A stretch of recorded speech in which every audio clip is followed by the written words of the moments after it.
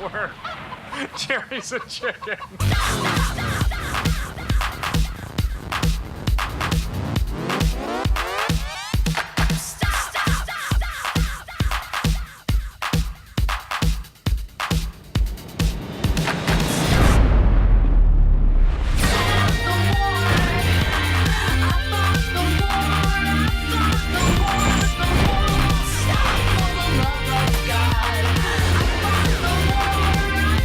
Mustache Man, your worst nightmare has arrived.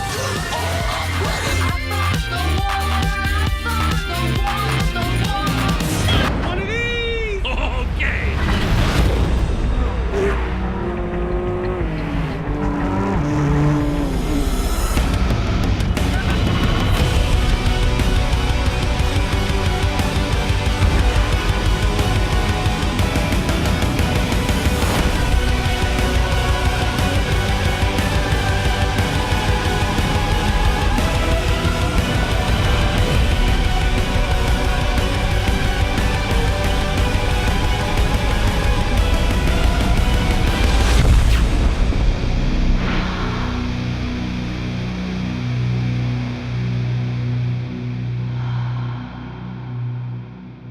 Ladies and gentlemen, please welcome Andrew House.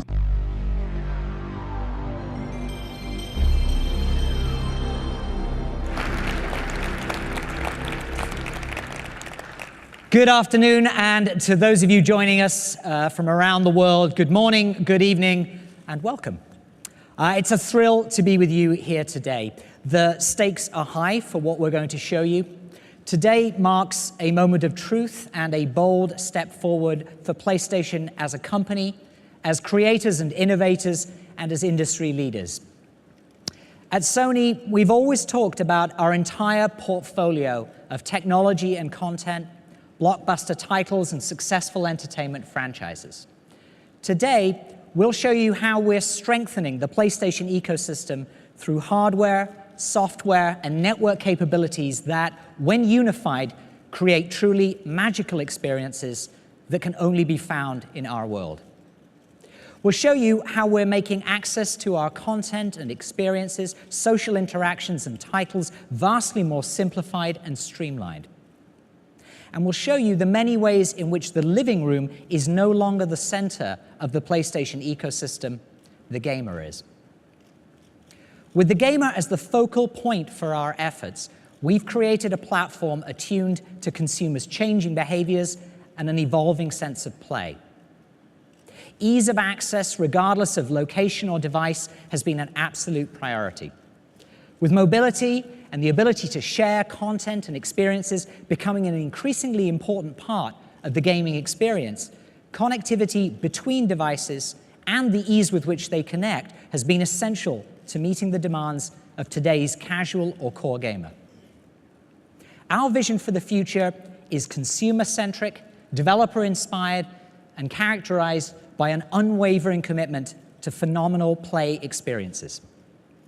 These experiences can happen on a console or a handheld device, and we're meeting the demand for mobility with the most powerful handheld gaming system ever created, PlayStation Vita. In fact, the operating system and chipset inside PlayStation Vita is so powerful, we think it could bring significant value to gamers' living room experiences. We know the potential for expanding PlayStation Vita to the living room is real and promises to deliver amazing gameplay and multimedia. We'll be talking more about this exciting initiative later this year, but it's safe to say that we'll continue to unlock PlayStation Vita's potential. We're also focused on expanding the world of PlayStation content to smartphones and tablets via PlayStation Mobile. We've strengthened the PlayStation Network to offer more groundbreaking indie titles such as Unfinished Swan and the critically acclaimed Journey. And we're bringing more convenience and value to our gamers through programs such as Instant Game Collection and Day One Digital. Every facet of PlayStation will continue to become more powerful, and as you'll see today, remains at the heart of every new innovation we create. While our Sony heritage has long been defined by superb engineering and technology unleashed via powerful hardware, we also knew success would rely not only on a package of next-generation technologies, but on reconceptualizing how the next-generation gamer would want to play. While we once had changed the gaming landscape, now the consumer was changing us. From mobility to multi-format play to greater community engagement, as well as platforms designed to enable access to entertainment, social media, and more, the demands for a new platform were clear. Conversations with the wildly talented and ambitious minds found within the developer community helped us understand what would define the new and the next for them. We painted a picture of the future that would revolutionize not just the console, but would have implications across our entire portfolio of products. Our immersion into the gaming experience at every touch point resulted in a renewed passion for play and keen insight into the demands any new platform would have to meet to be relevant and extraordinary. Today, we will give you a glimpse into the future of play, a reimagination of the gaming experience that has been developer-led, consumer-inspired, and powerfully and thoughtfully engineered by Sony Computer Entertainment. It's designed to make accessing the content gamers love easier than ever. It's conceived as the most personalized gaming experience available today. It is, consistent with our heritage in gaming, delivering the most powerful platform ever. It is simple and adaptive with socially enriched content. Expect worlds to come alive with greater fidelity and intensity than ever before. Expect the best franchises to be even better. And expect powerful opportunities to connect and play and stay informed even when away from the primary console. This is the foundation of our next generation platform, PlayStation 4.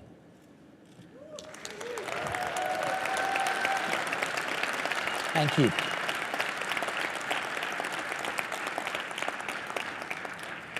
We believe that PlayStation 4 represents a significant shift from thinking of PlayStation as merely a box or a console to thinking of PlayStation as a leading authority on play. For gamers around the world, PlayStation is the best place to play. PlayStation 4 will unleash imaginations to create next-generation experiences that surpass gamers' wildest expectations, while also allowing developers to explore new business models that offer more flexibility, including episodic and free-to-play. Today, we are revealing the genesis of an expanding idea about the future of play, an idea with enough vision to lead the ever-changing landscape, and an idea founded on the conviction that we must give gamers the kinds of multi-dimensional experiences they not only expect, but quite frankly, deserve. Over the next couple of hours, we're going to show you what the new PS4 is capable of, what innovations it is bringing to gamers, and what central ideas and principles drove its development. You'll meet the minds who form the creative soul of the gaming community, who are pushing the boundaries of play. One of those great minds is the gentleman I'm about to introduce. At the age of 17, he joined Atari, and by age 20 had his first major design success with the arcade game Marble Madness. Future successes were many. He worked with Sega on Sonic the Hedgehog, served as president of Universal Interactive Studios, and was part of the creative team on such blockbusters as Crash Bandicoot, Jak and Daxter, and Ratchet and Clank. Now, as our lead system architect on the PlayStation 4, he has been able to harness the engineering prowess of Sony Computer Entertainment with deep developer insight to create a next-generation platform that sets a new industry standard. It is my great pleasure to introduce lead system architect Mark Cerny.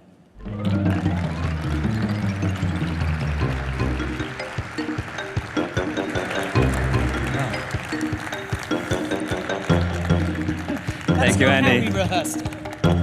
Thank you for the warm welcome, and thank you all for being here today. As Andy mentioned, my role on the development of the next generation platform started about 5 years ago. At that time, we began to look at how the console architecture could free developers from painful technological limitations and enable them to create the game experiences that they'd always been dreaming of making. We also looked at how the whole PlayStation ecosystem could be evolved as well to allow the player to take a dynamic, preference-driven path through the world of content. So when we started this process, it was the early days of the PlayStation 3, which is to say, at a time of great transition in technology and how we use it. Every major console, all the way from the Atari 2600, which was the dominant console when I started in games some 30-something years ago, all the way up through the PlayStation 2, had pretty much been a single-purpose device. Insert the cartridge, the CD, the DVD, power it on, play your game. That's all they did, and that was fine. That was the world we lived in then. But at the time of the launch of the PlayStation 3, all of that was in flux. The world was becoming a connected place, and a single device was now expected to provide a range of services and applications. Now, PS3 has done pretty well in these respects. It's the top platform for Netflix. But as a console designed before this revolution hit, there are limits to the functionality that it can provide in this new world. In addition, since the launch of PlayStation 3, we've seen a proliferation in the number and variety of devices that people own and interact with. With so many platforms to support, much less value is found today in exotic technologies such as blast processing or a supercomputer on a chip. I'm proud of what we accomplished with Cell on PlayStation 3, but at the same time, the need to radically customize technology can interfere with the design innovation that's so central to game creation. So for PlayStation 4, while we knew that the core performance of the console would be vital to its success, the cross-disciplinary team that we assembled had several additional goals. For one, we wanted to make sure that nothing would come between the platform, and the joy of play. When I think back to the launch of the PS1, there was a real fun factor that was an intrinsic part of the PlayStation DNA. The whole world was our audience, and we had a remarkable time evangelizing the message that gaming was fun. We also wanted to be sure that the system architecture could fluidly connect the player to a larger world of experiences and provide easy access to everything PlayStation has to offer across the console and mobile spaces and the PlayStation Network. And finally, we wanted to hear from developers. We spoke to dozens of the best teams in the world. We wanted to know what was important to them. We wanted to make them happy. Because if they were happy, we knew we could unleash the creativity and innovation that would result in a true next-generation experience. Our goal was to create an architecture that would facilitate the expression of their ideas. Now, we couldn't come right out and say in 2008 or so, what would you like to see in a next-gen console? We had to talk our way around the topic. But they knew what we meant, and their comments were invaluable in crafting these system specs. And we were able to create, in PlayStation 4, a platform by game creators for game creators. It is a powerful and accessible system, and it has a deep feature set to support the ongoing development and evolution of gaming itself. Now, the architecture that we chose is like a PC in many ways, but supercharged to bring out its full potential as a gaming platform. For the CPU, we chose the most familiar architecture on the planet, the x86, allowing us to tap into over 3 decades of programming expertise. For the graphics processor, we decided to use a highly enhanced PC GPU, something that would be easy to develop for in the early days of the platform lifecycle, but at the same time, a GPU with remarkable long-term potential. And for system memory, I'm proud to announce that we are equipping the system with 8 gigabytes of high-speed unified memory, both satisfying the #1 developer request for ease of game creation and also increasing the richness of content achievable on the platform. And this system memory is backed by the massive local storage that only a hard drive can provide.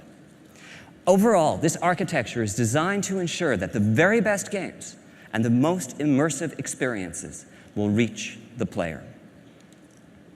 Now, the next few demos are live, so I get the pleasure of sharing with you, for the first time, the new controller. And here it is, the DualShock 4.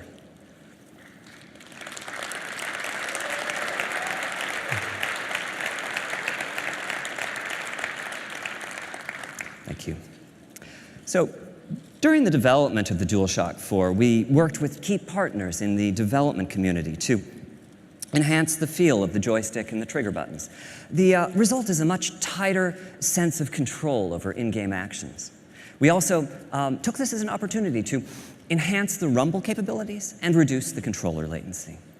And finally, we added a few new features. A touchpad as a new form of input, a share button and a headphone jack to enhance social interactions, and a light pad as a light bar as a simpler, more friendly way to identify players.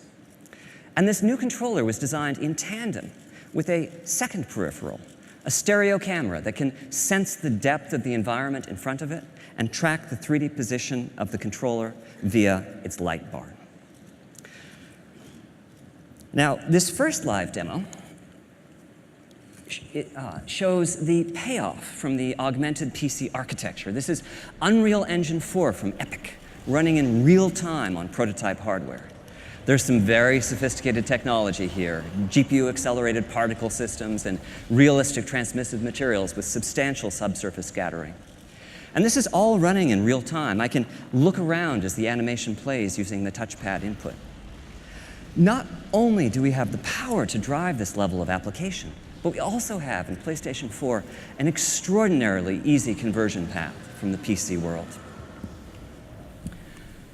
Now, as to how we accomplish this, PlayStation 4 is centered around a powerful APU that combines 8 CPU cores with a state-of-the-art GPU with almost 2 teraflops of computational performance. Putting CPU and GPU on the same die gives them streamlined access to a common pool of memory. And with PlayStation 4, we're taking an unprecedented step. For system memory, we're using GDDR5, the type of memory typically reserved for top-of-the-line, high-end graphics cards. This gives us 176 gigabytes per second of bandwidth and provides a further boost to the GPU performance. Now, earlier I said we were using a highly enhanced PC GPU. Principally, we've modified the GPU to make compute easier, which is to say, we've made it practical to use the GPU as a general-purpose computational device. This next live demo is a million-object physics simulation from Havoc. This is primarily running on the GPU, not the CPU. Tasks that can fully occupy the CPU cores will be achievable using just a fraction of the PlayStation 4 GPU. Overall, our goal has been to architect the system so as to support a breadth of experiences. I'm really looking forward to seeing how the development community will choose to use this tool that we've provided for them. Truth is, I'm making a game too. In my case, I'm focusing on that joy of play I remember so well from the early PlayStation days. So here's a quick look at the title I'm directing.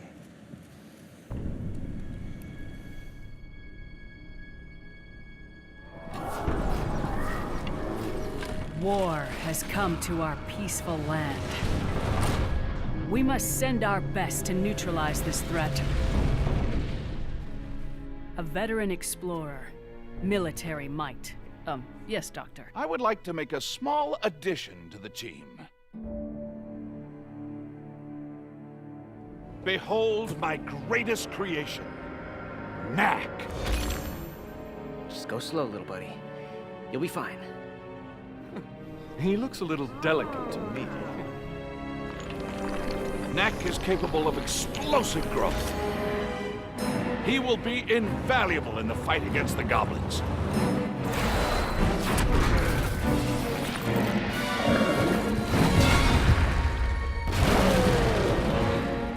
Knack, you're no human. Why do you work for them?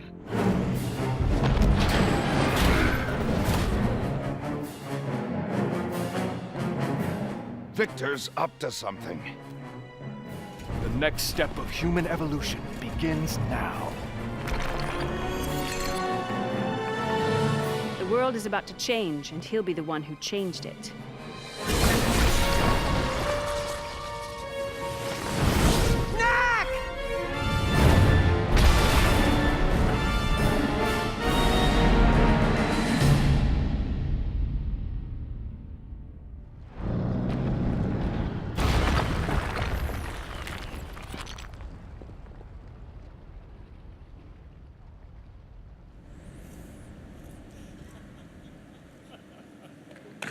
Thank you.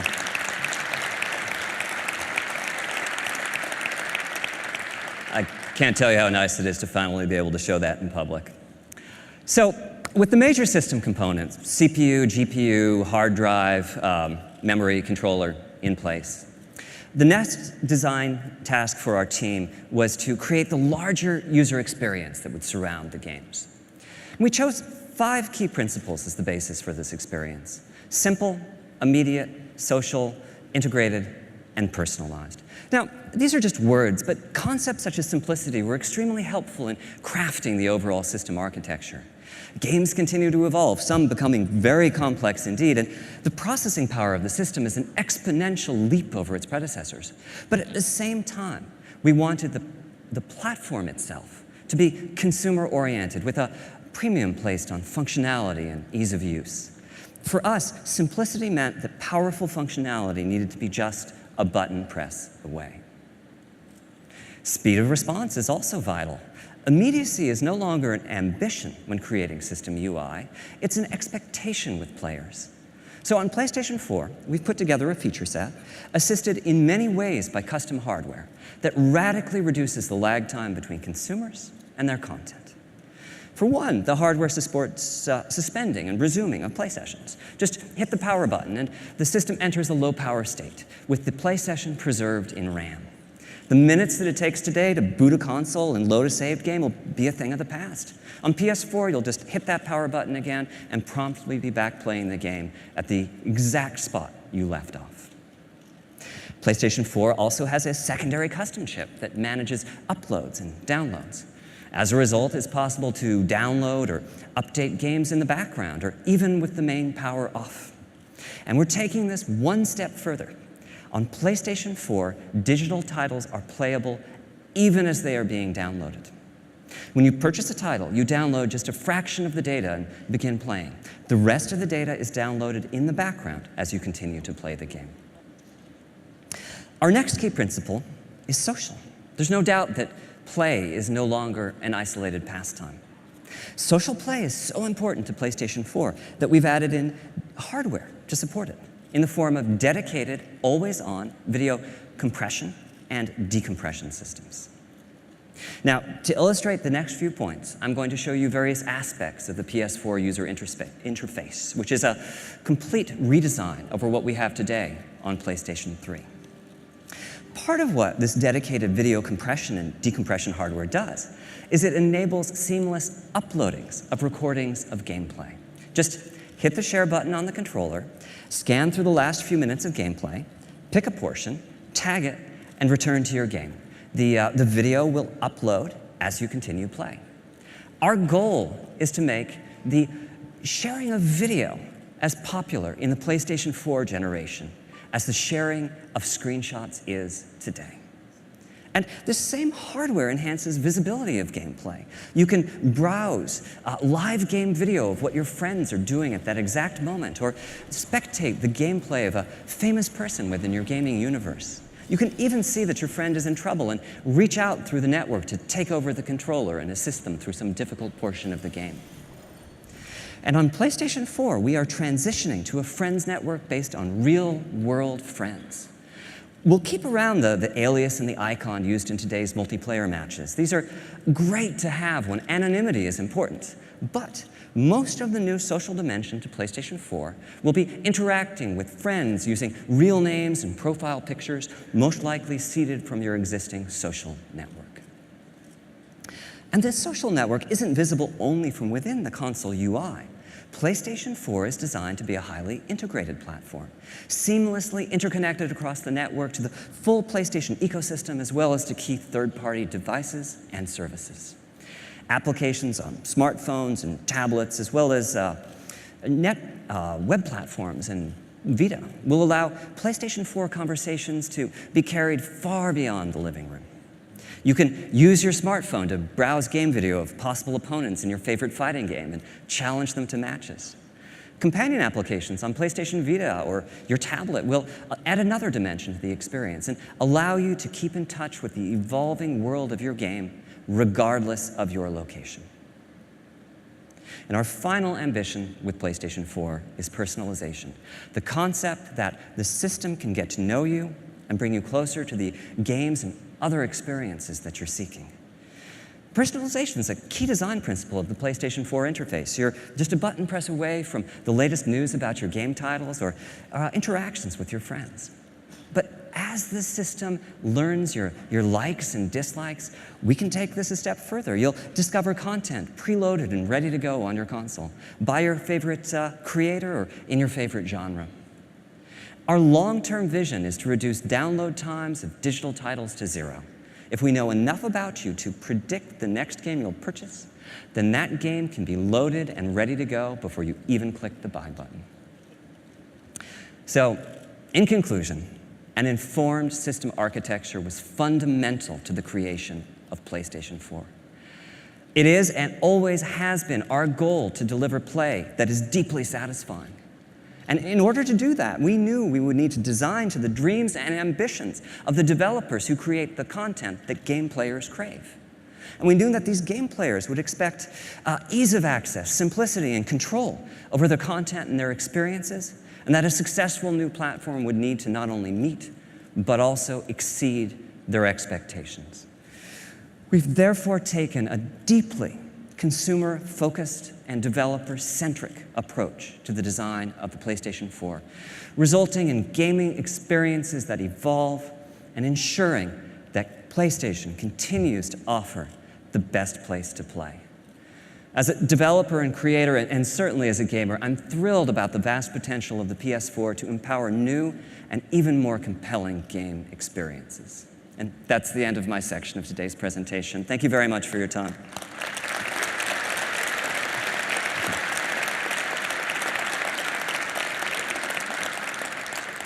So, I'd like to introduce the next speaker, Dave Perry. You probably know him as the co-founder and CEO of Gaikai, a pioneering company in cloud gaming that Sony Entertainment purchased last year.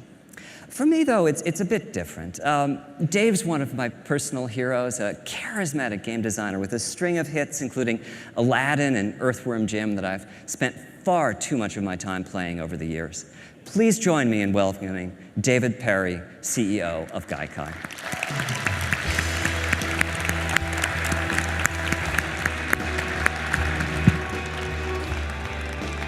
Hey, thanks, Mark.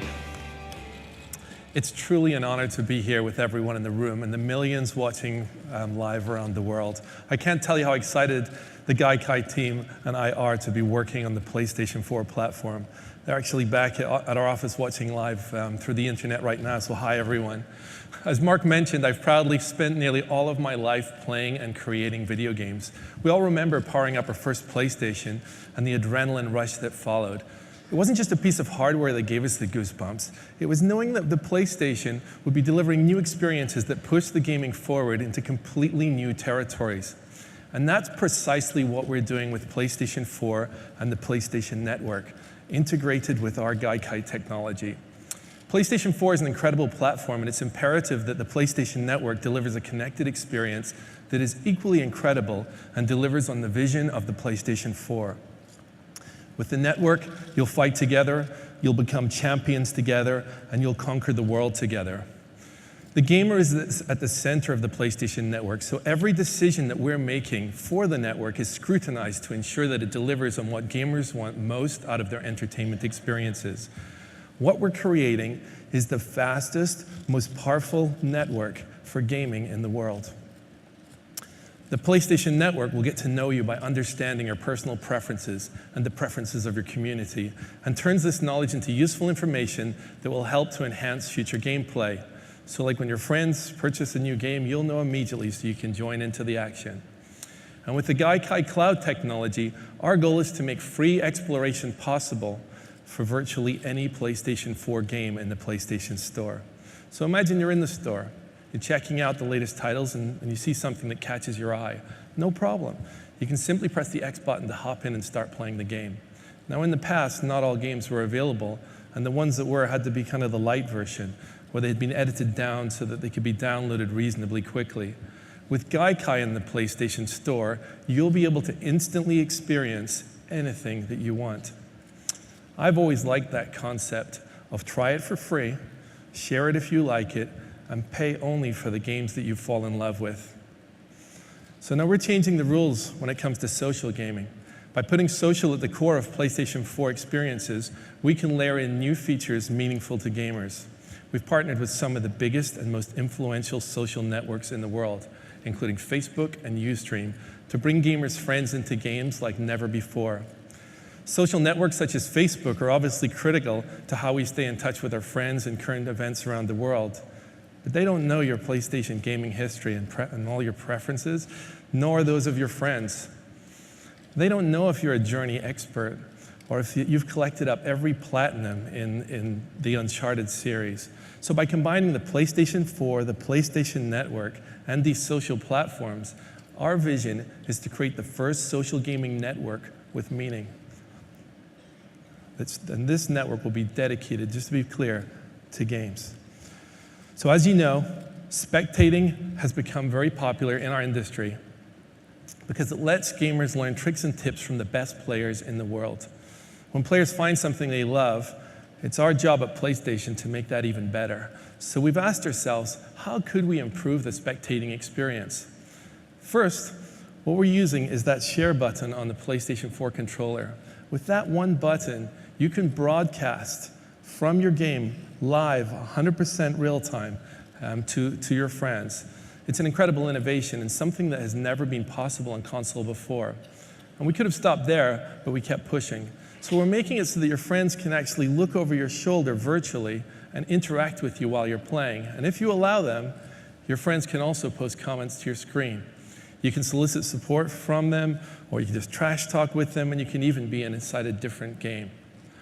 But wouldn't it be cool if you were stuck in a difficult level, like you just can't work out how to get through that door? You could ask a friend on the internet who's finished the game to take over your controller and assist. We're building this capability into the PlayStation 4 and the PlayStation Network so that your circle of PSN friends will become that much more important. And finally, we're helping fuel the imagination of our developers by giving them new spectating tools. Now imagine a developer using these tools. If they identify a gaming expert, they can give them director-level status so they can manipulate levels to assist you during your gameplay. Developers can insert command buttons for certain levels, where friends can drop in special items for you, such as giving you a health potion when you're in critical condition.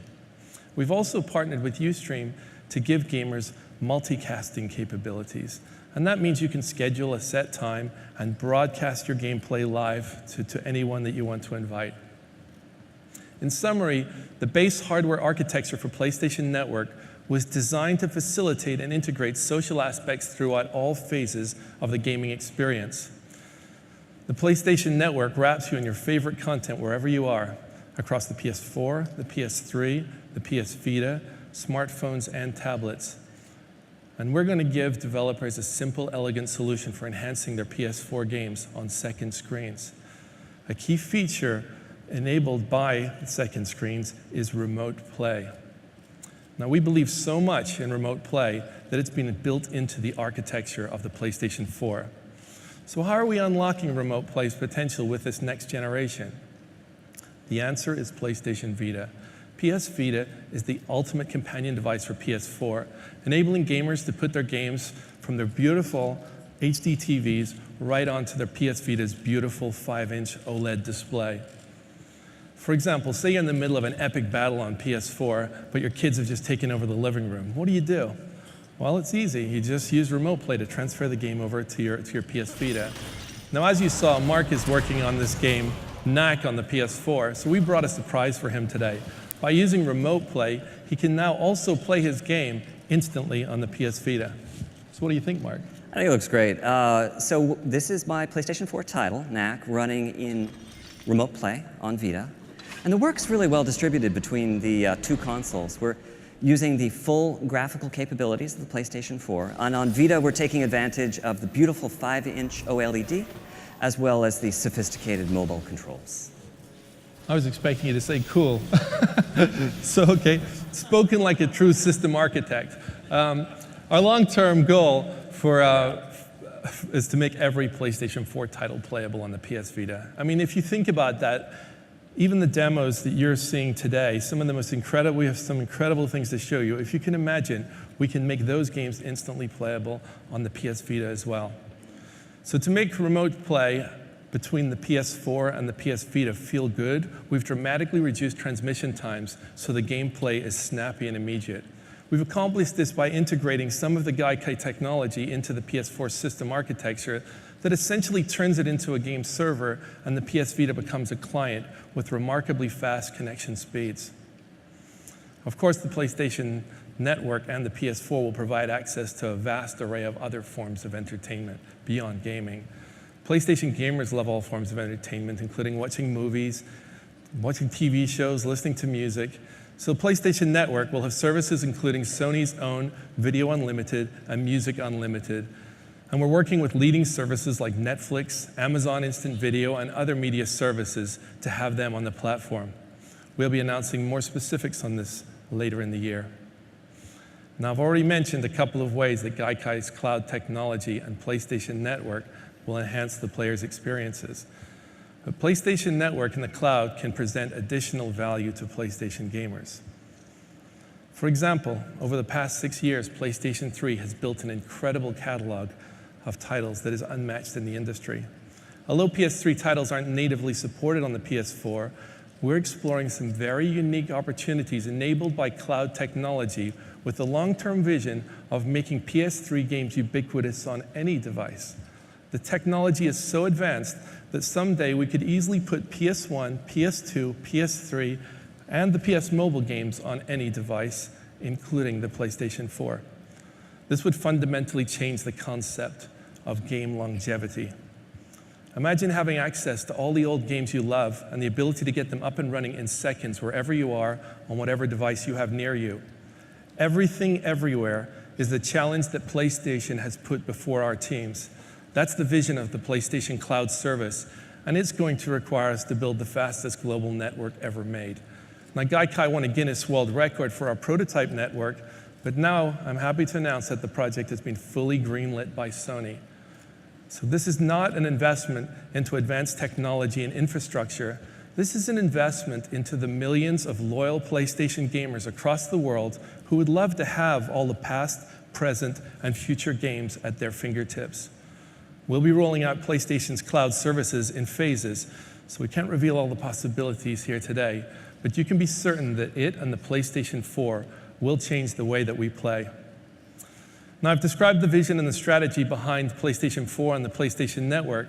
Let's hear how some of the world's most accomplished developers are using it as their virtual platform to turn their creative dreams into reality. Thank you.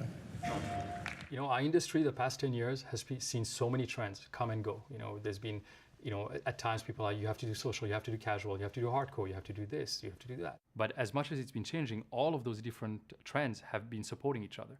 What I love about this console is that I think it's the first time that these trends are going to really be brought together. This is where the promise of what we can do is bigger than just one genre.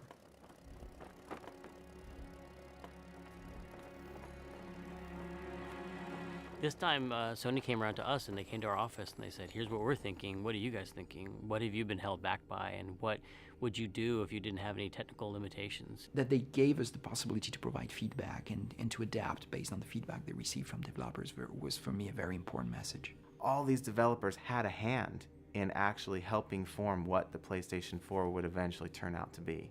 We took all that into consideration to create the system that just works.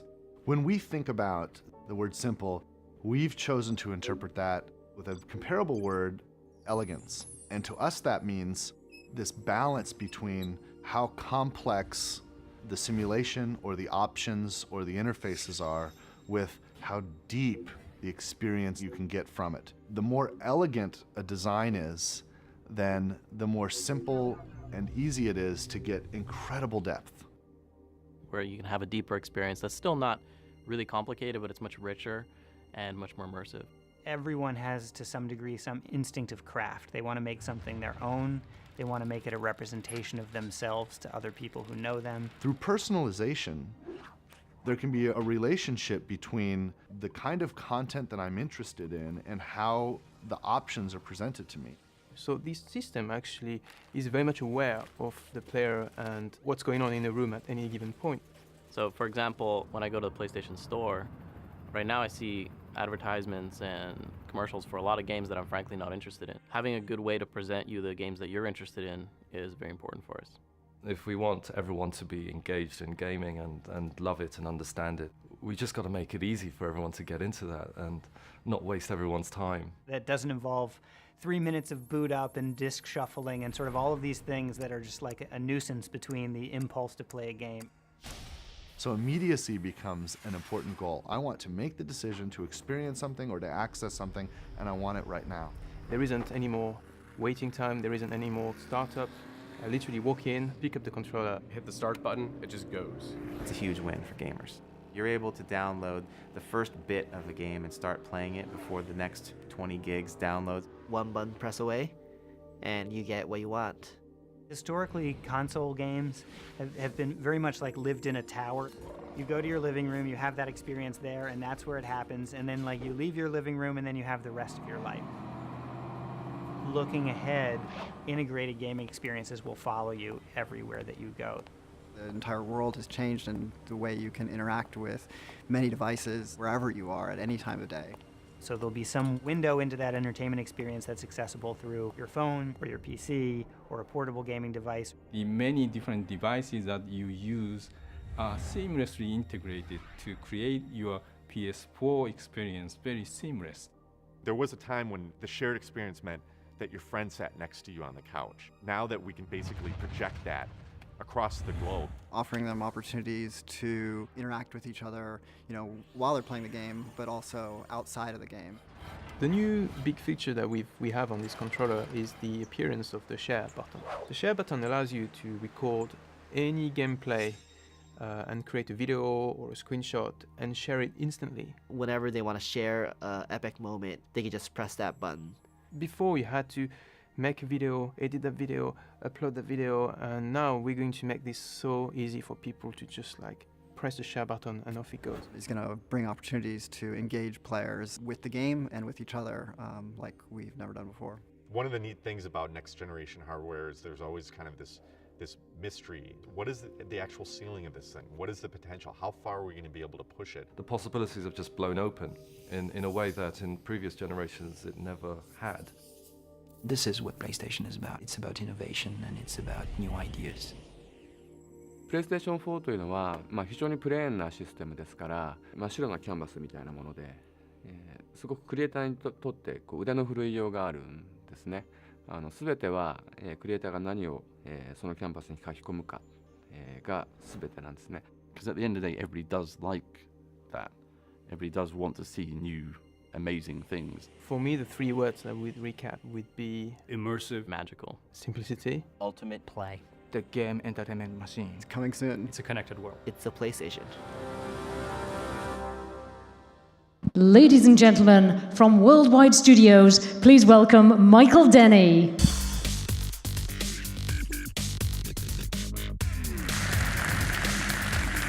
Thank you.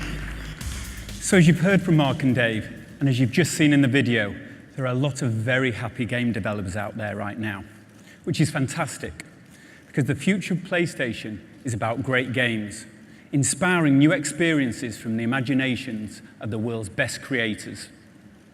In the past, creators' ambitions have often been constrained by the limitations of technology. PlayStation 4 will bring a new synergy between hardware, software, and the fastest, most powerful gaming network in the world, unlocking a new canvas for creativity. From the outset, our game creators have been given the opportunity to collaborate with our hardware and system software engineers to help shape PlayStation 4's unique feature set. So with this powerful synergy, deeper, more connected experiences and a newer emotional state of play are made possible. At Worldwide Studios, we are privileged to work with the world's best development teams. And whether working on new IP or reinventing existing franchises, PlayStation 4 has ignited their creativity to build exclusive new experiences that until now they could only have dreamt of. So, I guess what a lot of you have been waiting for, let's take an early look at some of their work. Please welcome on stage the Managing Director and co-founder of Guerrilla Games, Herman Hulse.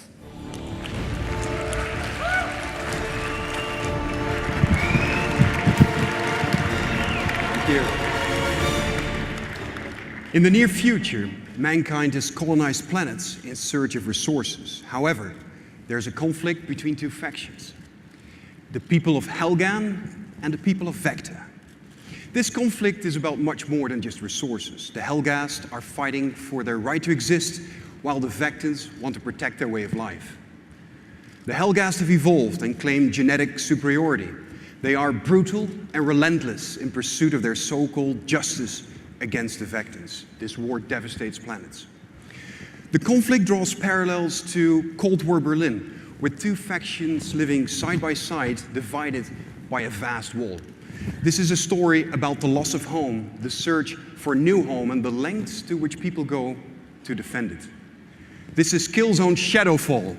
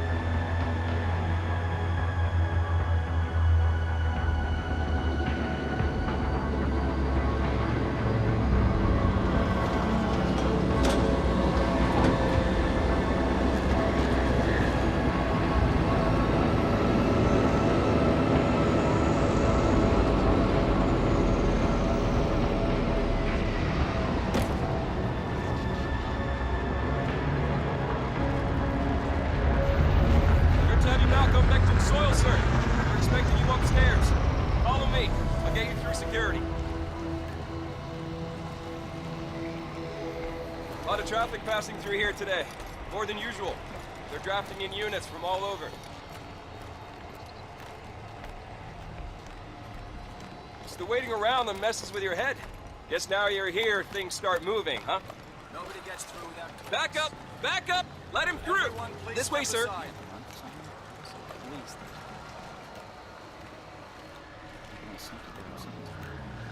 Sorry, sir, just a formality.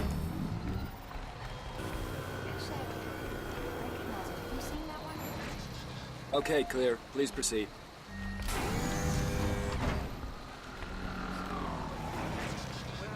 Where did that go? Yeah, well, they don't wish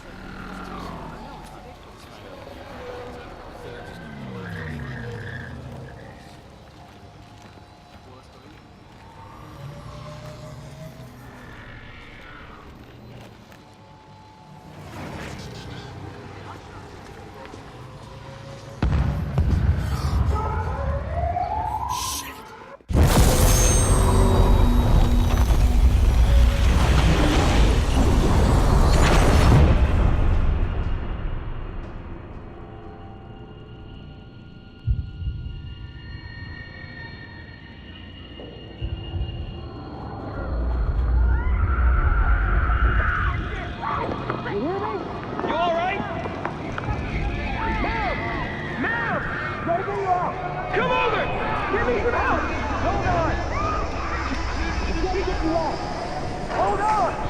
Put some pressure on it! He's bleeding out!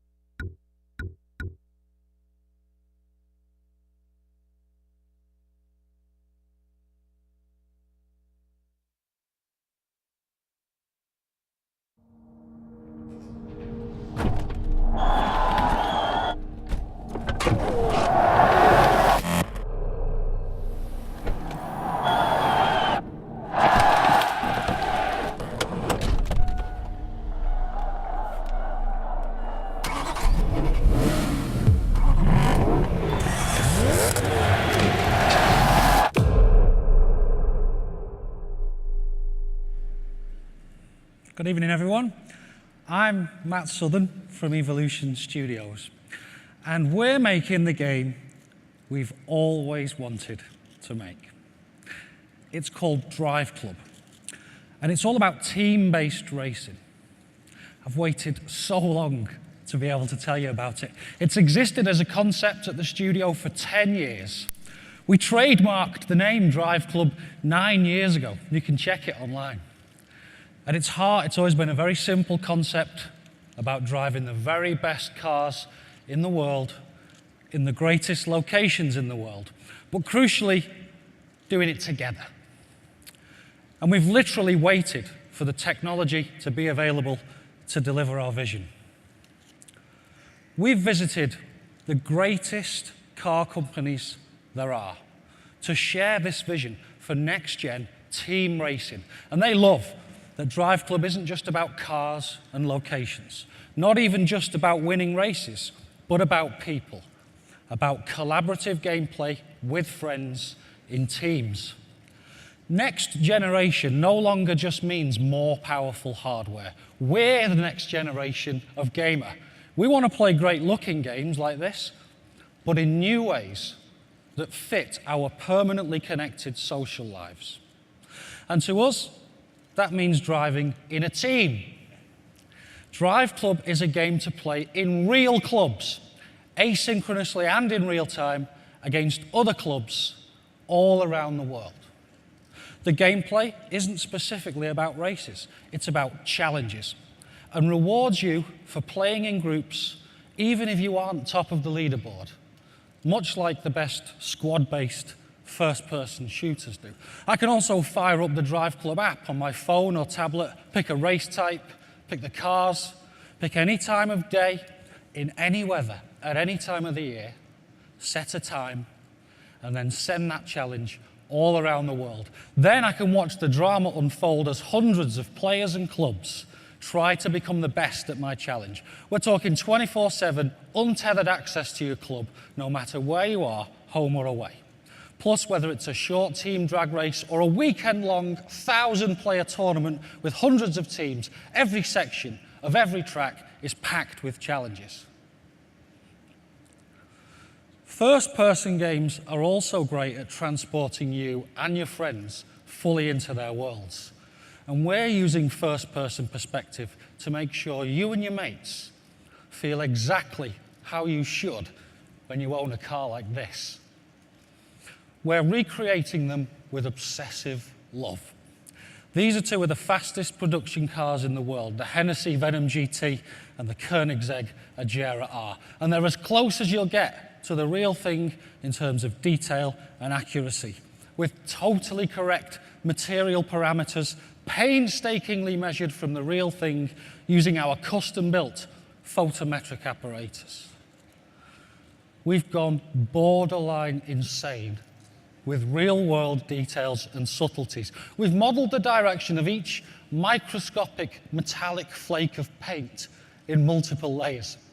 We've emulated the effect of each individual thread in the weave of the carbon fiber, so the pattern alters realistically with the lighting angle. The lights themselves are fully modeled using multiple layers of reflectors and lenses that refract the real bulbs underneath. And we've modeled those rainbow patterns you get when you wax the plastic headlamp covers. Even the suede and carpet have a fiber direction map, causing them to reflect light differently when they've been brushed or touched. In fact, let's climb into a car now. This isn't cockpit view, this is true first-person racing. The exquisite feeling of opening the door, breathing in the experience, strapping yourself in, and firing up a 1,200 brake horsepower engine. Ladies and gentlemen, it's such a thrill for a studio to be asked to help define new PlayStation technology so that we can finally bring our vision for team-based racing to life. That's just a brief glimpse of Drive Club. We can't wait to show you more. Thank you.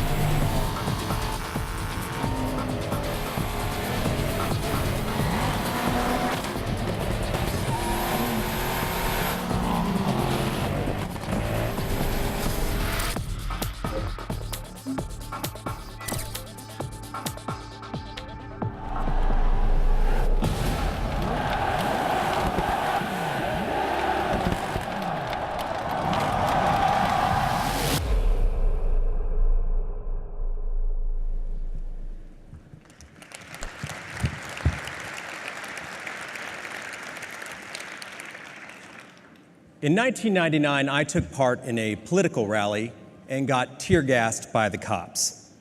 Now, up until then, I'd always thought the police were there to protect me, to protect the people that I cared about. But on that day, they didn't. We all want to feel safe, right? But it is hard to put your finger on what that sense of security is worth. However, it is easy to say what it costs. Right now, there are 4.2 million security cameras distributed all around Great Britain. That is one camera for every 14 citizens. In 2011, the US government seized the personal cell phone records of 1.3 million of its citizens. There are 1,200 of us in here today. 4 of us have been monitored. And 2 years ago, American travelers spent a combined 75,000 years waiting in airport security. You add that all up, that is 1,000 lifetimes lost in line in just 1 year. Our security comes at a high price. Our freedom. Now, picture how things would change, how the world would react if a handful of people suddenly developed superhuman abilities, capable of unleashing incredible carnage without ever pulling a trigger or lighting a fuse. These people would be living, breathing weapons that could pass through any metal detector or X-ray scanner or even a strip search completely undetectable.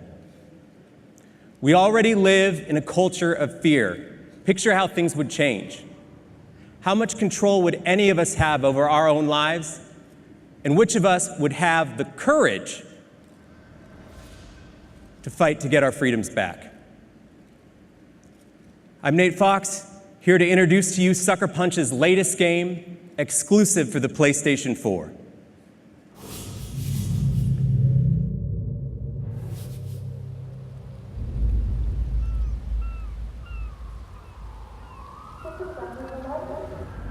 Your safety is our top priority. The DUP is in control. To expedite scanning, please remove all rings and bracelets. The DUP is in control.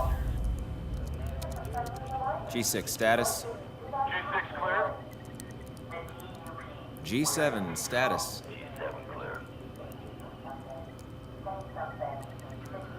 H1 status. What the hell? What was that? I don't know. B2 status? What should we do? B2 repeat status. On me. Keep your eyes peeled. The DUP is in control of the situation. Up there! We lost B2. Check in B5, B5. Over there. Go. Cover me.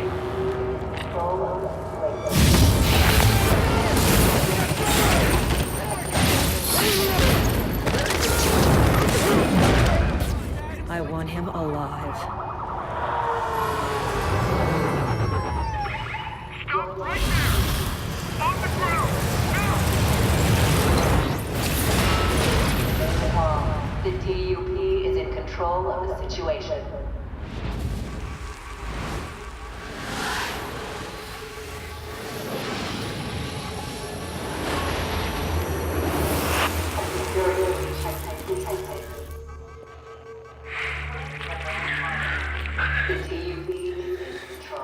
You are not in control.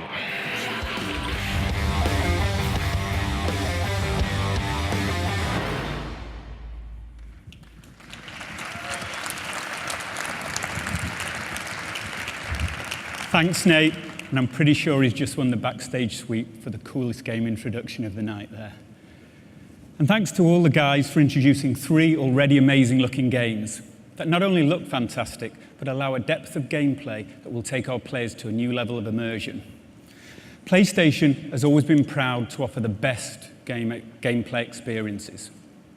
Now, often that means deeper and more intense versions of experiences that we know we already love. But sometimes best can mean things that are surprising, things that don't always fit, things that can help us pioneer new ways to play and embrace the unexpected. PlayStation will always be a leader in encouraging creators to push the boundaries. from supporting smaller indies with their highly innovative and sometimes left field ideas, to supporting more established teams in their quest to take creative risks that other publishers simply won't take. In the next few minutes, we would like to take you on an adventure into the imaginations of three amazing creators who continue to inspire us with their unique visions. The first comes from one of the world's most acclaimed independent developers. PlayStation remains steadfast in our support for the indie development community. By offering self-publishing on PlayStation Network, we'll continue to provide the most open console to enable smaller developers to easily bring their breakthrough titles to PlayStation gamers. So please join me in welcoming on stage the creator of the captivating and critically acclaimed Braid to introduce his team's latest creation that will debut on PlayStation 4, Jonathan Blow.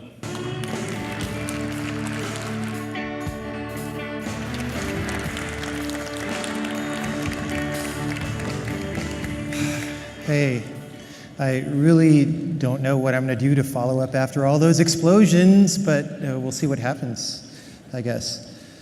Anyway, due to the success of Braid, we've managed to found a new small development studio, and we've been working on our new game, which is called The Witness, for 3.5 years now. It's a game where you explore a mysterious abandoned island and solve the puzzles that you find there. But at its heart, at its core, it's a game about epiphany, that instantaneous transition of the mind that takes you from confusion to understanding. You know, one minute your situation seems impossible, you have no idea what the solution to your problem would even look like. And then the next minute you see everything. It's all very simple and clear. And you wonder how you couldn't have seen this solution before. You know, a lot of games have these kind of little aha moments in them. But in The Witness, we take this aha substance and distill it into a concentrated form. And in doing so, we make design decisions the opposite way that most games would. The Witness takes place in an open world, so you can go wherever you want to at any time. But whereas most games in open worlds try to make their worlds as big as possible, so you'll be impressed by the sheer scale of the endeavor, in The Witness, we're trying to make the world as compact as possible so that you have a very dense experience that makes the best use of your time. Wherever you're standing in this open world, there are 3 or 4 different destinations with completely different themes within 20 seconds of walking from where you are. New interesting things around every corner, and everything in the world is carefully placed, and everything is where it is for a reason. A lot of games try to pad their playtime so that they seem long, but in this game, we work very, very hard to cut anything that's redundant. There's no filler. Now, it's a puzzle game, but the puzzles aren't just arbitrary. They don't exist just to be puzzles for you to solve. Every puzzle has an idea inside it, and on the design side, we work very, very hard to communicate in a nonverbal way the essence of each idea. Now, even with this focus on compactness, we've managed to put together a game with 25 hours of gameplay, of unique puzzles, everyone bringing you something different. And in the release window, the PlayStation 4 will be the only console that The Witness is on. Now, it's a game that happens really all in your mind, much more so than on the screen anyway. But nevertheless, tonight we've put together our first official trailer, which I'll show you now. Let's roll the clip.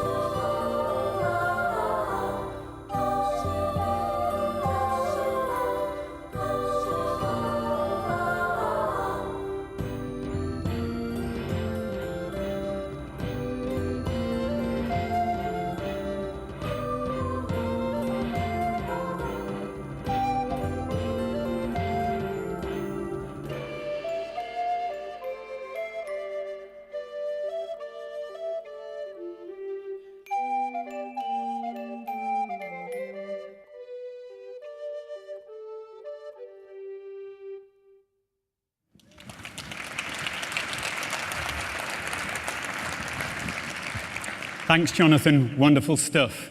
And how about that? What other event would show you a game like the visceral and action-packed Killzone, followed by the mesmerizing and thought-provoking Witness? And speaking of Killzone, at the end of the playthrough you saw earlier, Stephen hit the new share button and uploaded it directly to the Killzone Facebook page. So as soon as we're done here, please go check it out. Okay, so what follows now are not game presentations, but a glimpse of the future, sure to challenge your current vision of gaming. Two of our wonderfully talented creators will give us an early glimpse into their concepting process and demonstrate what is possible when you combine PlayStation 4 with unbridled creativity. So first up, please welcome, from the award-winning Quantic Dream, David Cage.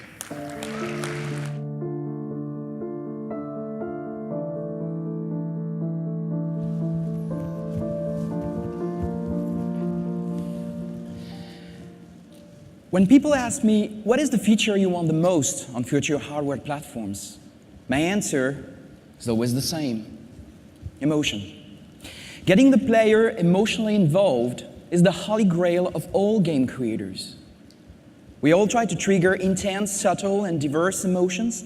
We try to make players forget that this is just a program animating pixels on the screen. We don't want them just to watch something. We want them to live it and suspend their disbelief, experiencing that magic moment where they live in a different reality. Emotion is something complex and challenging to capture. It's conveyed by graphics, animation, sound, cinematography, dialogue, of course, gameplay. In a medium like ours, technology is very important. It is what we rely on to get the player emotionally involved. If you look in the past, some films were highly emotional while being silent and in black and white, but they were limited in their expression to simpler stories that had to be told under heavy technical constraints. Actors had to exaggerate their moves to convey their emotions, cameras could hardly move, and lighting as well as photography were barely concepts at the time. Cinema really became what it is today when technology evolved enough to let movie directors and actors create the subtle emotions they wanted on screen. Eventually, they developed sound, color, lighting, and higher resolution formats, and suddenly, the audience could see in the eyes of the actors when they were lying or when they were about to cry. Pantomimes were not necessary anymore because the most subtle nuances of emotions could be seen on screen. With the PlayStation 4, games have now finally reached that stage. In 1999, Quantic Dream's first game, Omicron, featured characters with 350 polygons. Indigo Prophecy's main characters were around 1,500 polys. Heavy Rain's characters were about 15,000, Kara at 20,000. This year, Jodie Holmes and Beyond will be about 30,000 polygons. On PlayStation 4, this is what you can get. Quantic Dream has developed a completely new engine. What you see is running in real-time 3D on a PlayStation 4. It is our first attempt at using advanced skin shaders with translucency, realistic eyes shaders, volumetric lights, 3D depth of field, and many, many other features that were up until today reserved to CG films. This is the quality that we will get in our future games, and we know we can go even further. But more important than these technical features, we start to reach a point where you can see very subtle emotions on the face of a character, where you can feel his emotions just looking at his face, where you can see his soul just looking into his eyes. When you look at this old man, you can imagine who he is, what he thinks, what happened to him, without him saying a word. With the PlayStation 4, game creators can now forget about the technology limitations and simply focus on inventing experiences never seen before. We can concentrate on what amazing stories we want to tell and what incredible worlds we want to create. We can take you to places you have never been before and make you feel emotions that you have never felt in real life without having to wonder if we will have the horsepower to do so. We are now only limited by our imagination. Thank you.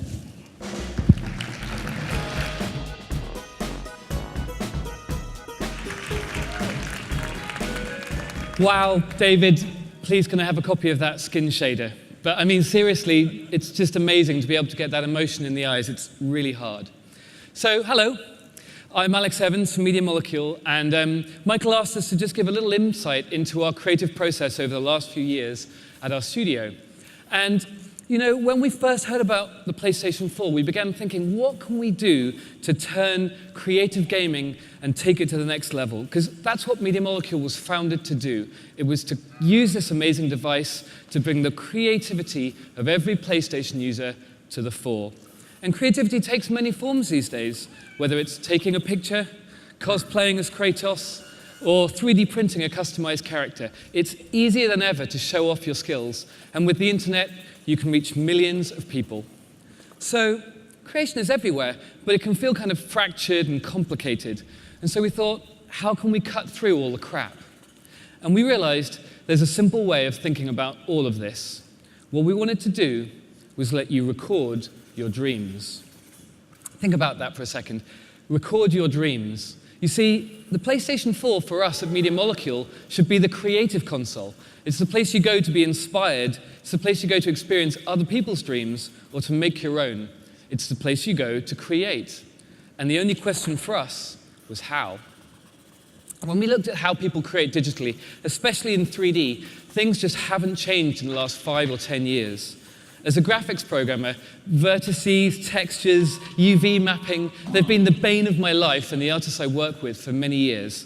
I call it the tyranny of the polygon. And so we asked ourselves, how could PlayStation 4 change this? How could the insane power per dollar that only a next-gen console deliver, how can we sweep away the techie mess? How can we redefine digital making and overcome the tyranny of the polygon? So we've done 2 years of research into this, from motion capture to stereo cameras to advanced user interfaces, touch interfaces. Basically, we tried everything, and it got more and more complicated, more and more space age. It just did not feel like recording dreams at all. And then we discovered that the single most powerful, accurate, and precise tool for 3D creation was right under our noses. It was the Move controller. Now, finally, at last, after a troubled relationship, we've completely fallen in love with this thing. Dear Move controller, I'm sorry. It's taken us so long to realize this, but we're going to marry you with the power of the PlayStation 4. We are going to revolutionize making. You're great. So one of the first things we built with this was a sculpting tool, and we've been using it for a while now. Once we stopped thinking in terms of memory budgets, schedules, pixels, we forgot about the technology and we just started doodling, just sketching, put that at the heart of our creative process. A really lovely thing happened. We started having real fun making, collaborating, sketching, remaking. It doesn't matter where you start out because you can take a left turn at any time that inspiration strikes and go somewhere even cooler. It's a free-form creative journey that I think of a little bit like cloud watching, except that you can reach in at any time and change and shape it to whatever's in your head. Behind me, you can see a time-lapse of one of our sculpts playing back literally as it was made, because we record every single move that you make. And because it's such a quick and free-form thing, before we knew it at Media Molecule, we had made hundreds of these things. Imagine this multiplied from our tiny staff to the thousands and millions of brilliant PlayStation users online. Every single one of these was made entirely with the Move controller. And it's a kind of performance. You're able to put down your ideas as fast as you can think of them. It's this combination of the PlayStation 4's power with the Move's unique accuracy, which allows us to ditch all of the 2D fiddly camera controls and nasty user interface. It makes 3D sculpting easy for beginners and deep for advanced creators. And if you're like me and haven't quite mastered sculpture yet, then we're going to allow you to use the creativity of all of these people to collage and create ever larger sets, game levels, stories, with the simplest possible interface. You just hold your controller and click to assemble your dream. Of course, this isn't just about sculpture and collage. With PlayStation 4, with the creative console, we wanted to change making in every way, whether it's music, gaming, or storytelling. And the point is, it's fast to create. What you're about to see was recorded live in one take, It's someone's dream brought to life with PlayStation 4.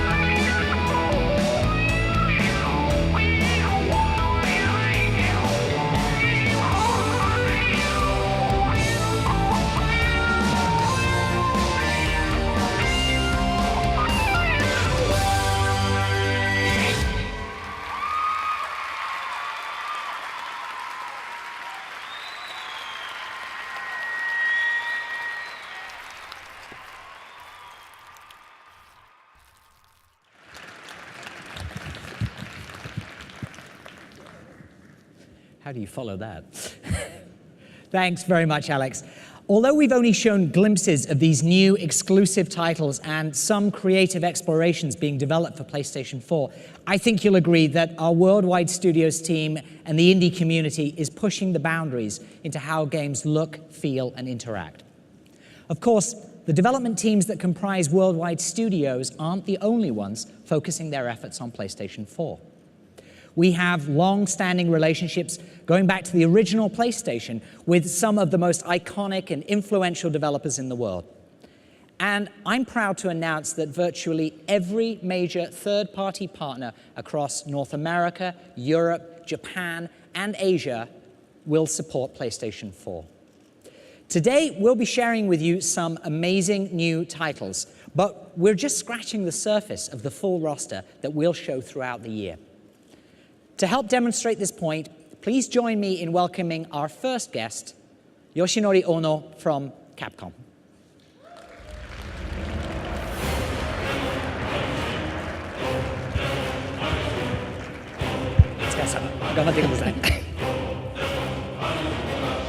Hi everyone.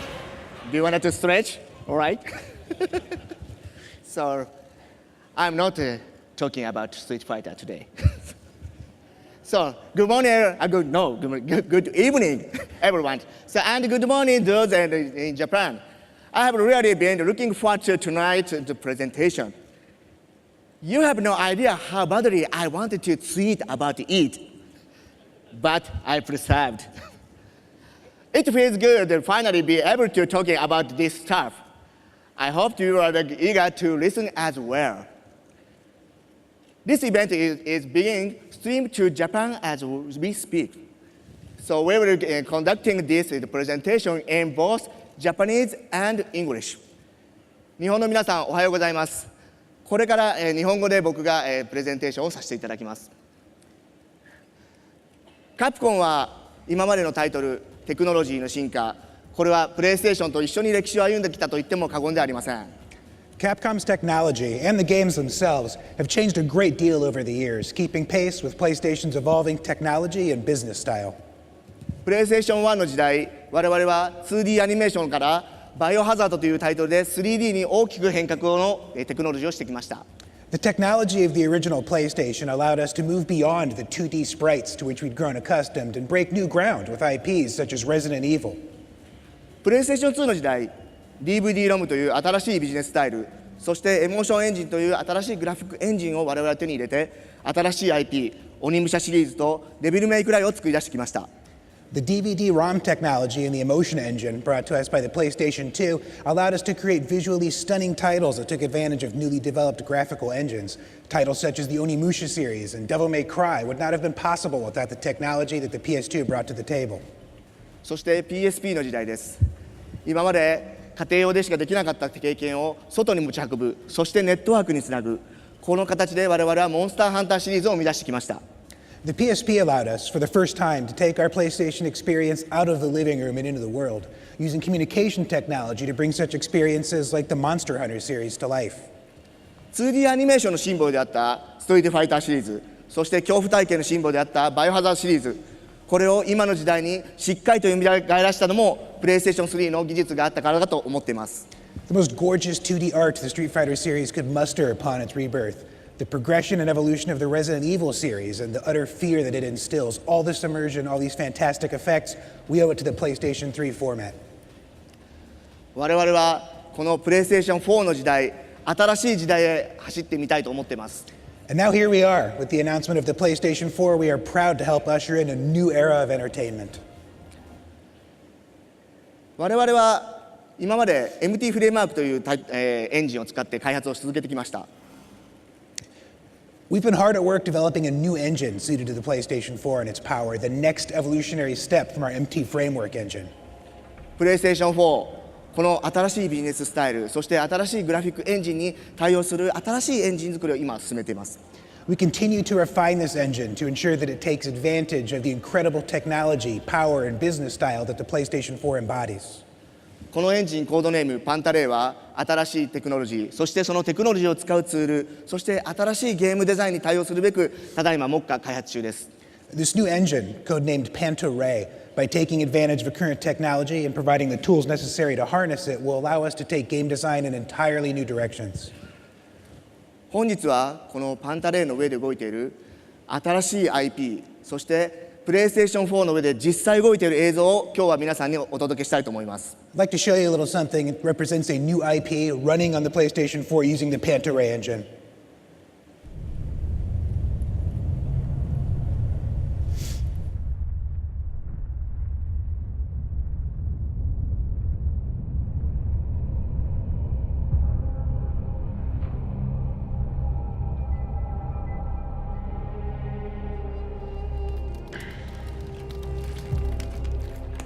Useless magic could have me poking lines in the old market for 1/10 the hassle of your empty venture. Why were you following him anyway? Let's find this bloody third gate.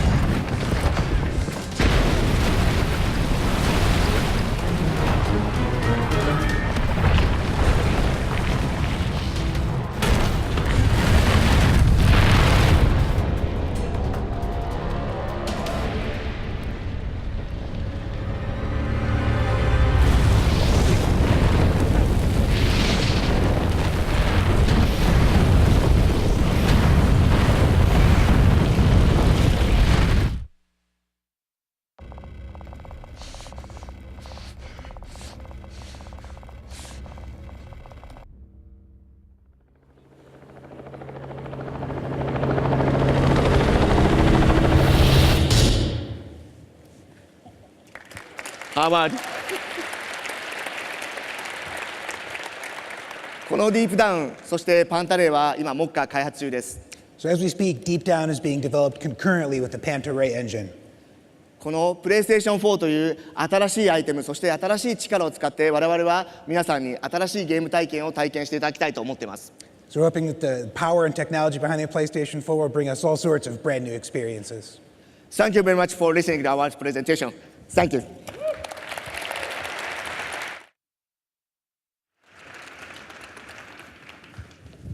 Thanks very much, Ono-san. Domo. Arigatou gozaimashita.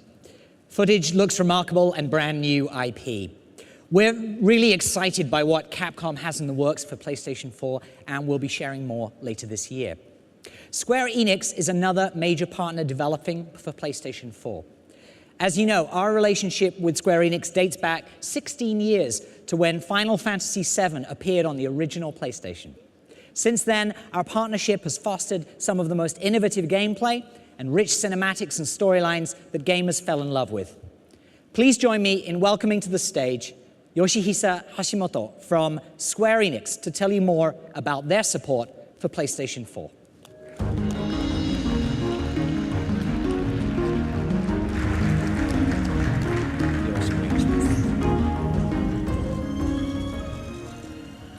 Hi everyone, good evening. My name is Yoshihisa Hashimoto. I'm the Chief Technology Officer of Square Enix Japan. It's a great pleasure to be present at the announcement of the PlayStation 4. This is a historical event for the game industry. And I'm truly honored to be allowed to give a demonstration in front of you all.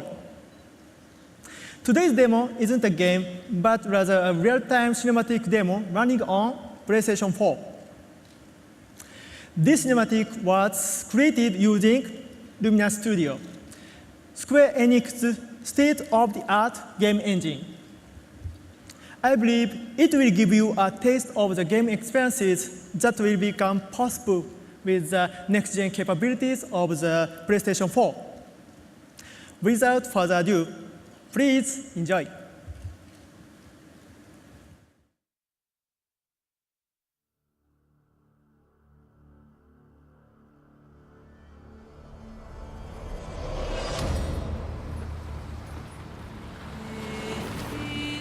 Hear me, mighty servant. With an offering of light and darkness, do I invoke the ancient pact of binding. Once more, the wicked stand before us, threatening the sacred communion between your realm and mine. Rise, and from the time-torn rift shall our power rage forth and rain down destruction. Never is the seal. La presa blu hoiti.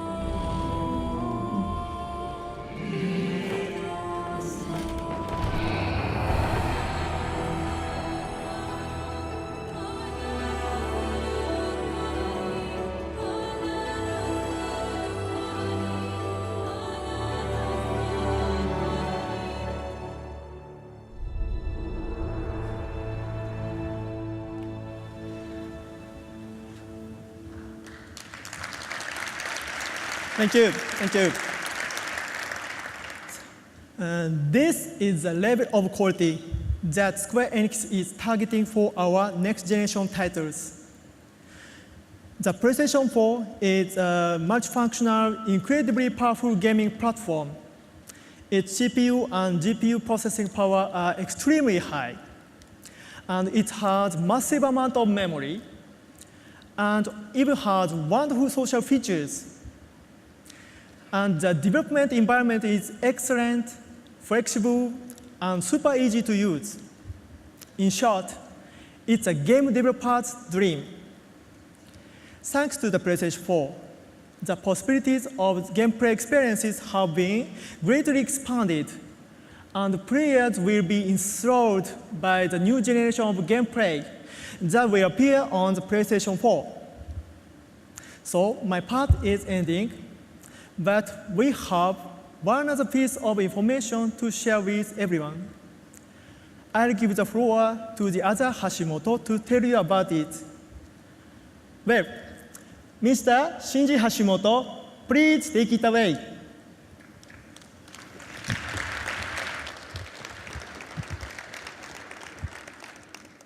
Good morning, good afternoon, good evening, everyone. My name is Shinji Hashimoto. I am the brand director for Final Fantasy at Square Enix. I am not brothers with Yoshihisa. Okay, today, I just have one thing to say. On the occasion of this presentation by Yoshihisa of the Luminous engine, and the announcement of the PlayStation 4 from Sony Computer Entertainment, I would also like to announce that we are preparing for development of a Final Fantasy title. Please be excited for E3 this year. Thank you so much, thank you so much. See you soon, bye.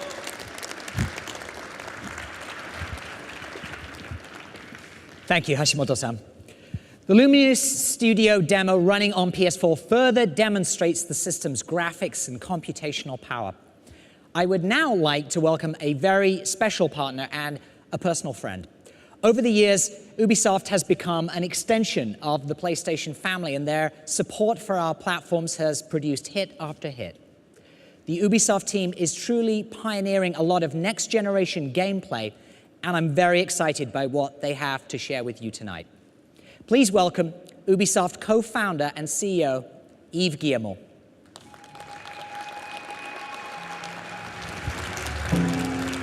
Thank you. At E3 last year, I asked you all a question.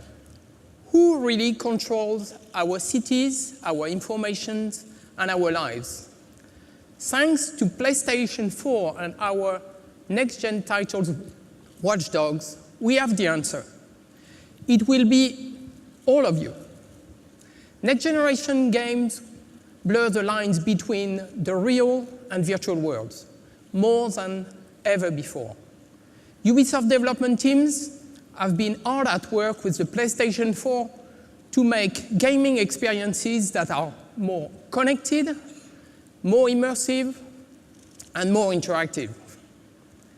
We are creating games that will be played anywhere, anytime, across many different devices. Games that will bring friends and gaming communities closer together and let you collaborate to achieve amazing things. Games that are tailored to match your interests and can quickly adapt to all your needs. And we are using the PS4's quantum leap in power, graphics, and AI to construct deeper, richer, and more believable games. Players are going to be super excited by the PS4, and this platform will bring millions of new customers. Now, to give you an example of the kind of connected, immersive, and interactive experience, please welcome Jonathan Morin to tell you more about Watch Dogs.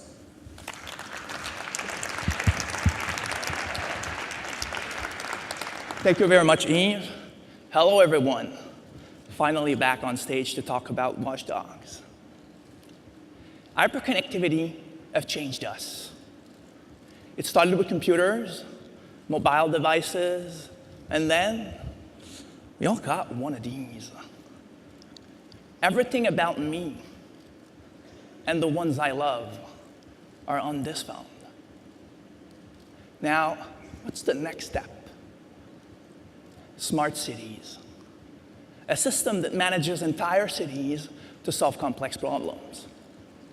Traffic jams, war against crime, power management. In Watch Dogs, you're gonna control all of it. We've shown this at last year, E3. Everything is connected. But today, I want you all to discover that everyone is connected. I want you all to feel what it's like to control Aiden Pierce and wander around in Chicago, to invade everyone's privacy without them knowing.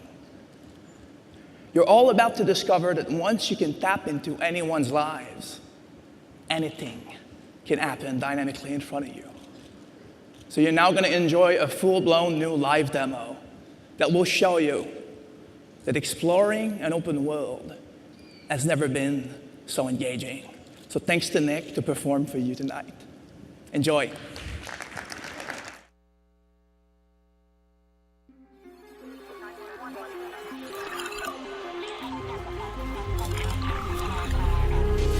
Pierce has been identified as the man responsible for all attacks.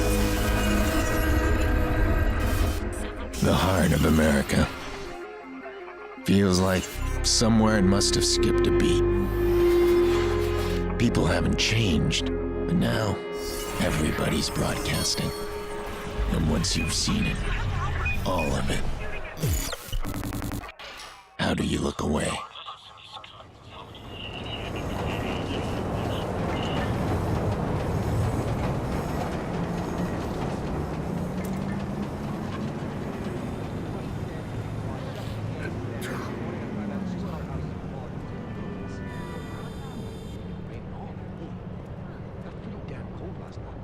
Yeah, no kidding. Drops once more, I'm gonna have a hot.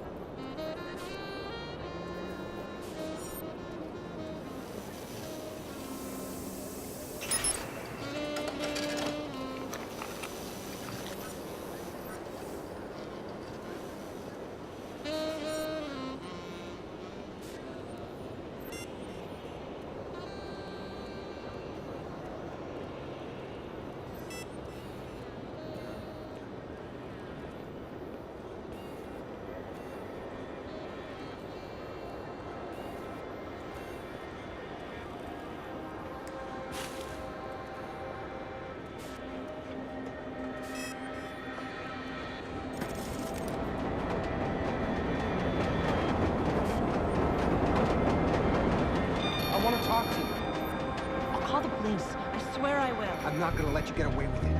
Don't touch me. I'm warning you. You don't get to ignore me. Let me go. You think you're so special, huh? Oh, don't. Oh. Fuck off! Leave me alone! 911, please state your emergency. Please, you have to get the cops out here. This man just pulled out a gun and started shooting. Hurry! HOS can't authorize. Initializing search for suspect now. Get away from me!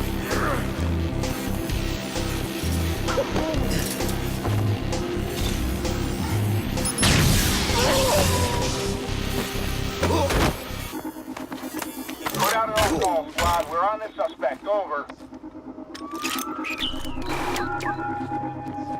Police, hands on your head!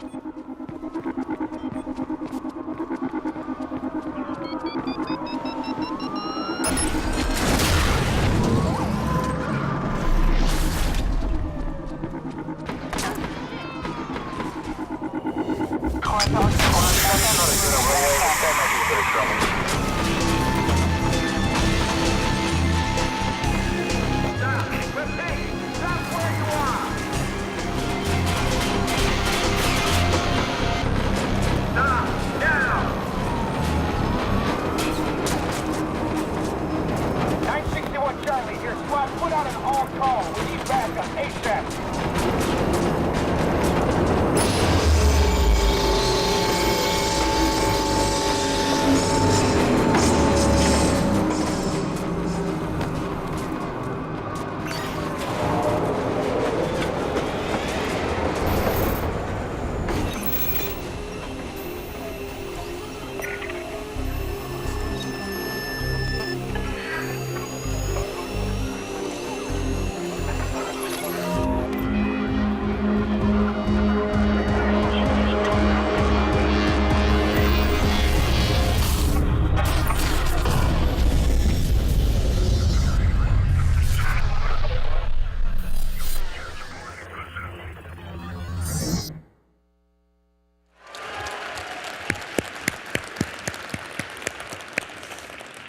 Thanks, Jonathan and Eve. Watch Dogs on PlayStation 4 will be an amazing experience, and we have much more to share with you later this year. There's another partner I'd like to invite on stage tonight to help illustrate the tremendous support we have for PlayStation 4. This iconic developer is known for making some of the most immersive and creative games anywhere. And this is not only the first time they've been on stage for PlayStation, but the first time they've been on stage for any console. It's my pleasure to introduce Senior Vice President of Story and Franchise Development from Blizzard Entertainment, Chris Metzen.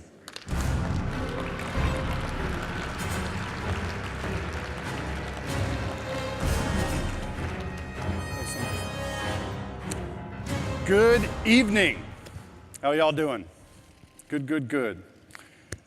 Many of you are probably wondering why an old school PC game developer is kind of crashing the big Sony party tonight.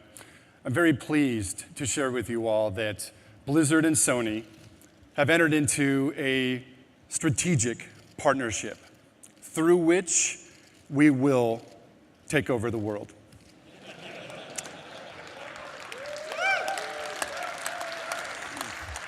Oh, if it were that easy. One of the things that people don't really know about Blizzard is that we actually got our start as a console game development shop. We cut our teeth on making games like Lost Vikings, Rock and Roll Racing, Blackthorn. Thank you. Old school. You could say that console game development really is just in our blood. We're very, very passionate about it. And all these years, we've really played on the PC side of the street. We have held a deep desire to get back into the mix and to bring console players, some of the home-cooked, imagination and adventure that we love to develop. The trick was always going to be how? How do we do it? We spent a lot of time thinking about which of our franchises, could translate to console. Which, if any, of our game products could make the jump while still maintaining their accessibility, their playability, their ease of use. We know, in partnership with Sony, that we have our game. So I'm very pleased tonight to announce the game that Blizzard Entertainment will be bringing to the PlayStation 4.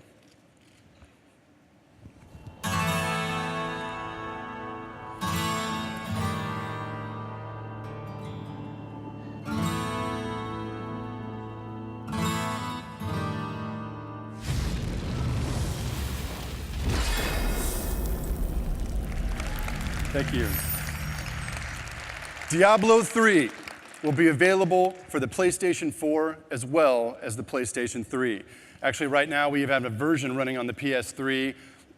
It's amazing. It runs well. It looks great. We have painstakingly optimized our control schemes, anywhere from the entire user interface of the inventory system to player customization, even direct control over your player avatar. So, if some of you have played on the PC side, you're not mashing your mouse into your desk. Diablo 3 has really never been easier to play. One of the really fun things about this version of the game is we've developed a 4-player co-op mode that's full screen. You can kind of sidestep all of the split screen shenanigans. If one of the group decides to run back to town, it's just kind of a smooth, seamless play. You can play with your 3 best friends on a couch. It was kind of one of our standby lines. One couch to rule them all. To try and, one way or another, translate some of our gameplay experience from perhaps your home office to the living room. So we thought that would be very, very cool. Coming up, I think in the coming months, we're going to formally debut the game. We're going to have some video. We're going to have playable demos of the thing. We're going to answer all of your questions, I believe, at PAX East. So keep your eyes and ears open for that. We can't wait to show you how this thing looks. It's just been amazing to watch it come together. So I guess I'll keep it short and sweet. I thank you all for your time. We're very excited about this product. We're very excited about our partnership with Sony and what the future has in store for us. Hopefully that's world domination. So again, thanks guys. We appreciate the time being here and just to be here for this amazing event tonight. The PlayStation 4 is looking killer. We hope to see you all adventuring across the darkened fields of Tristram very soon. So thanks again, guys. Have a great night.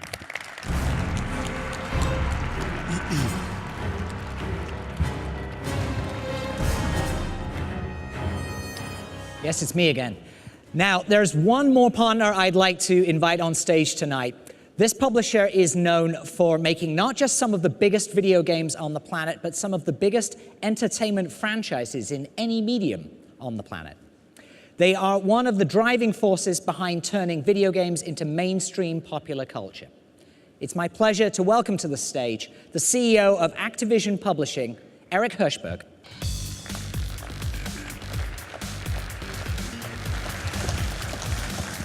Thanks, Andy. Thank you, Andy, for the kind words. But of course, we couldn't do what we do without companies like Sony building incredible platforms like the PS4 that have brought interactive entertainment into the living rooms of hundreds of millions of people around the world. Activision has supported every single one of Sony's platforms and has created some of the most iconic hits on each and every one of them. And our commitment to the PS4 will be no different. We plan on supporting the PS4 with multiple blockbuster titles from our best developers during the launch window. And we're looking forward to sharing more with you in the coming months. But what I can tell you, though, today is that our developers and our technology teams are uniformly really excited about how Sony is approaching the PS4. We're excited to be a part of bringing the next generation of great games to the next great gaming platform from Sony. Now, there is one developer in particular who we're working with, who we think has been absent from the PlayStation Nation for too long now. And we thought, what better way for us to show our support for the unveiling of the PS4 than to bring PlayStation gamers together with one of the best developers in the world that you haven't been able to play on a PlayStation for over a decade. And of course, I'm talking about the one and only Bungie.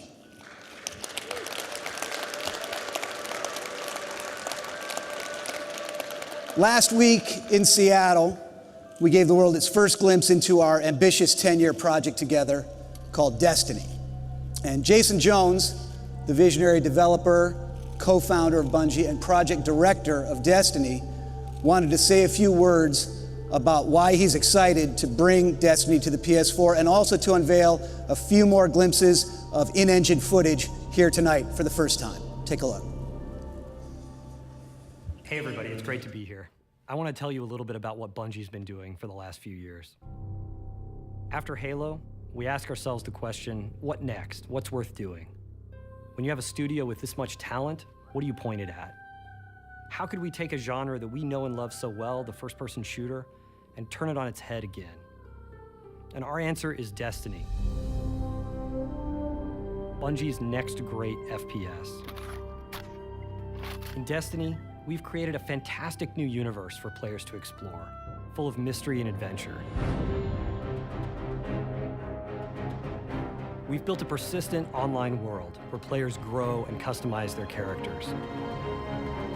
And we focused from the beginning, not just on the great competitive experience that players demand from a shooter, but to make sure that playing Destiny cooperatively with your friends was going to blow your mind. Destiny is going to be amazing on PlayStation 4. It's a great piece of gear. And we can't wait to see what PlayStation fans do when they set foot in our world for the first time.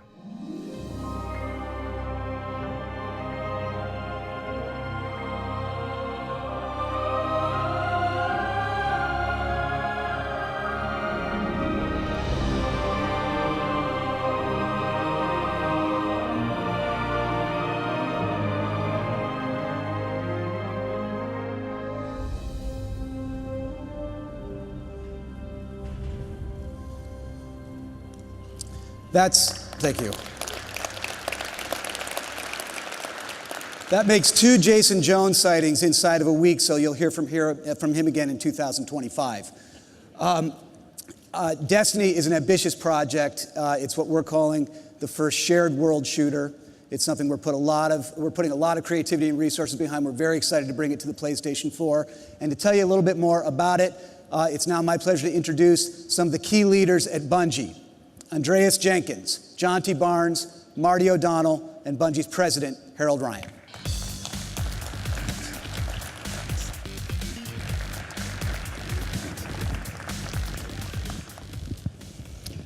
Hello, PlayStation Nation.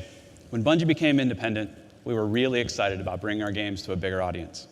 Our partnership with Activision, and now Sony, will allow us to do just that.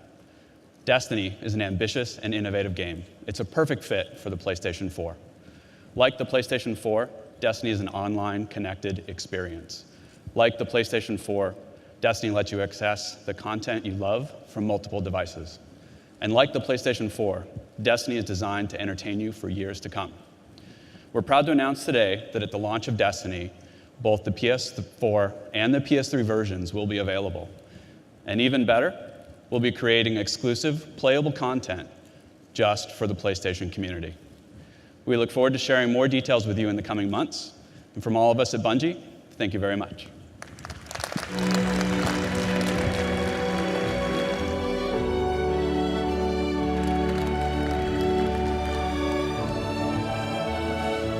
Thanks, guys.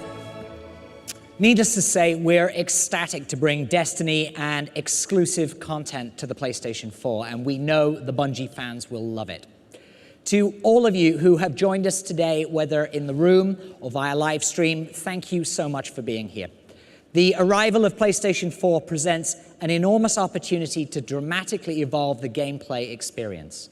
From intensified power to enhanced social capabilities, to bigger, better, and more immersive gameplay, and a simple adaptive interface, we believe PlayStation 4 proves that we have more to offer than ever before. We look forward to continuing the conversation and demonstrating why PlayStation is the best place to play. Thank you very much for your time, and good night.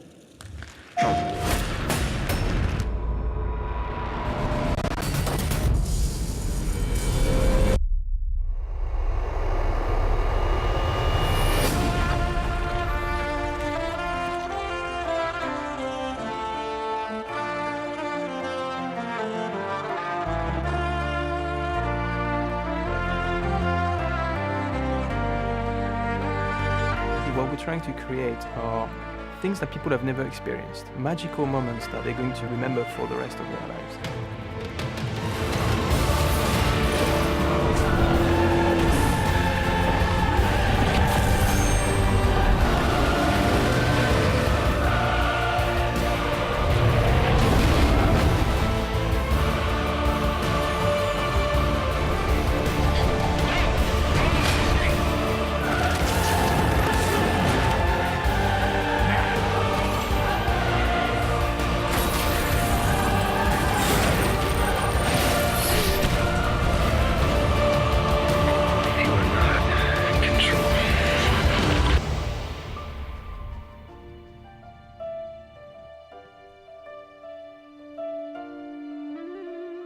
I would like to make a small addition to the chief.